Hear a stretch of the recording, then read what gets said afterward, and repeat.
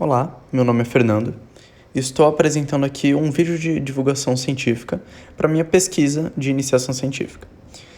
A pesquisa de título A Transição do Setor Energético para Energias Renováveis, uma revisão sistemática sobre os impactos 3D na geração e transmissão elétrica, foi elaborada durante um ano, e com orientação da professora Cláudia Eliane da Mata, e é uma revisão sistemática de literatura realizada em conjunto com rastreamento de citações. Para começar, vou citar os problemas que inspiraram a escrita desse trabalho.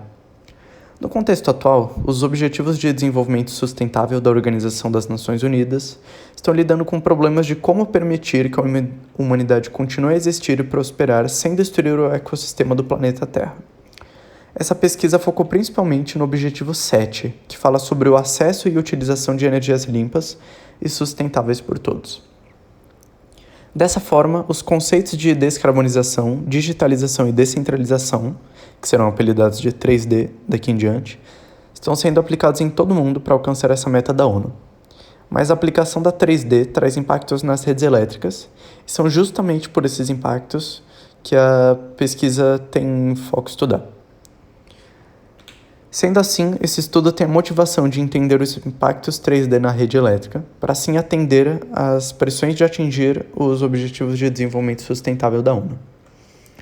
Colocando isso formalmente como um objetivo, o estudo formula ele da seguinte maneira: investigar os impactos dos processos de descarbonização, digitalização e descentralização na geração e transmissão de energia elétrica, e identificar as principais soluções tecnológicas e estratégicas para mitigar esses impactos.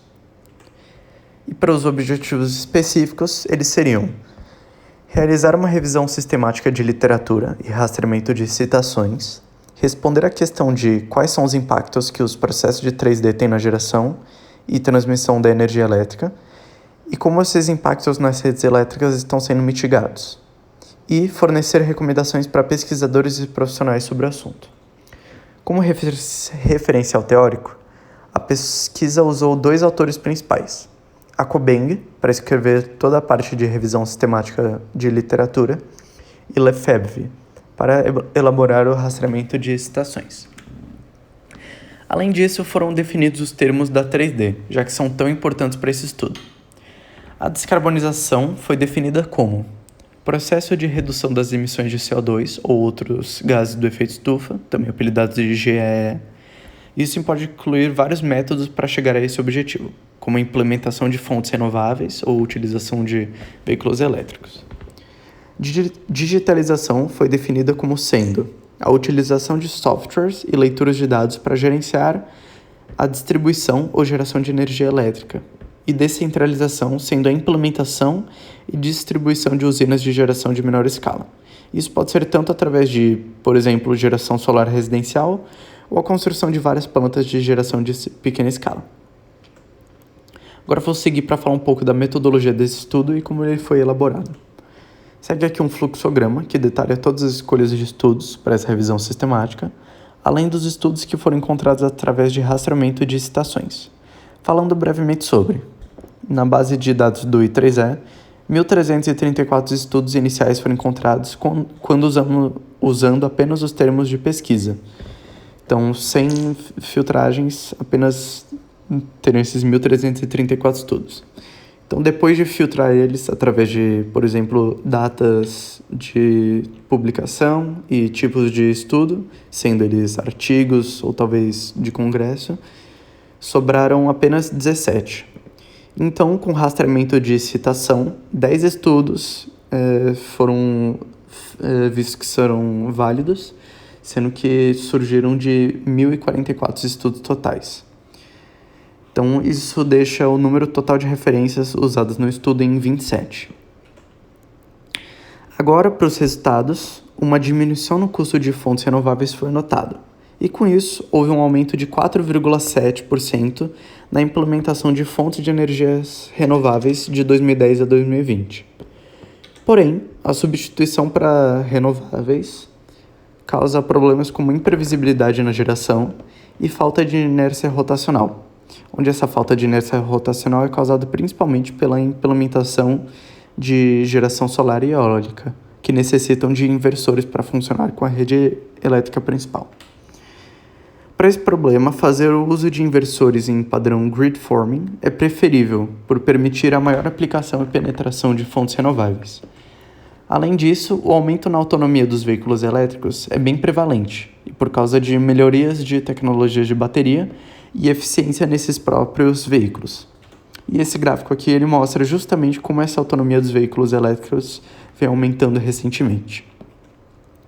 Na parte de digitalização, foi notada que tem muita importância no carregamento inteligente para a implementação desses veículos elétricos na economia, já que sem ele, problemas como desequilíbrios no sistema elétrico, aumentos na tensão de pico e degradação da qualidade energética ocorrem.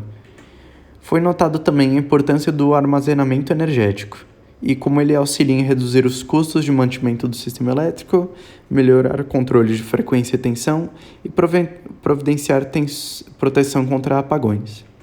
Com a digitalização acontece um aumento nas vulnerabilidades de cibersegurança no sistema elétrico, ao criar vulnerabilidades no sistema. E também notou-se que tem uma grande dependência da descentralização na digitalização, como vai ser comentado agora.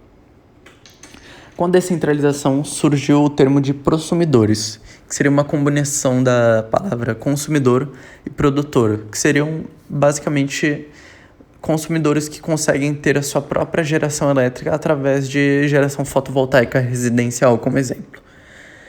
Mas isso tem um efeito na cibersegurança do sistema elétrico total, pois essas novas gerações autônomas introduzem pontos fracos na rede elétrica que pode ser utilizado por hackers para ter uma para no sistema elétrico de um país.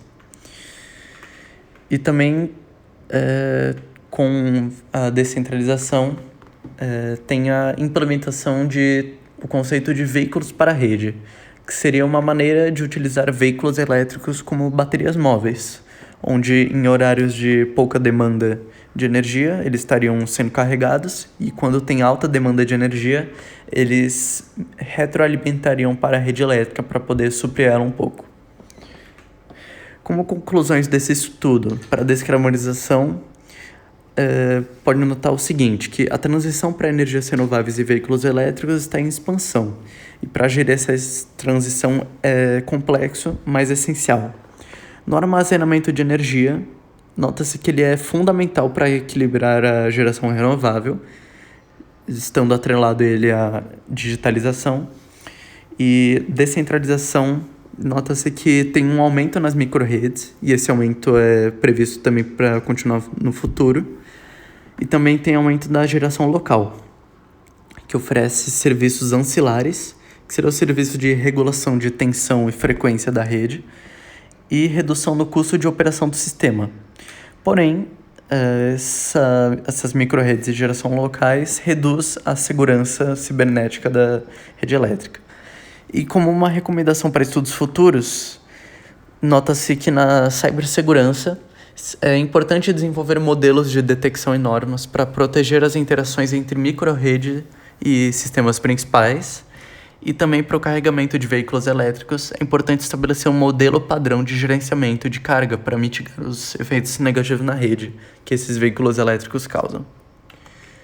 As referências usadas na apresentação foram essas, principalmente a Cobeng e Lefebvre, para falar sobre a metodologia.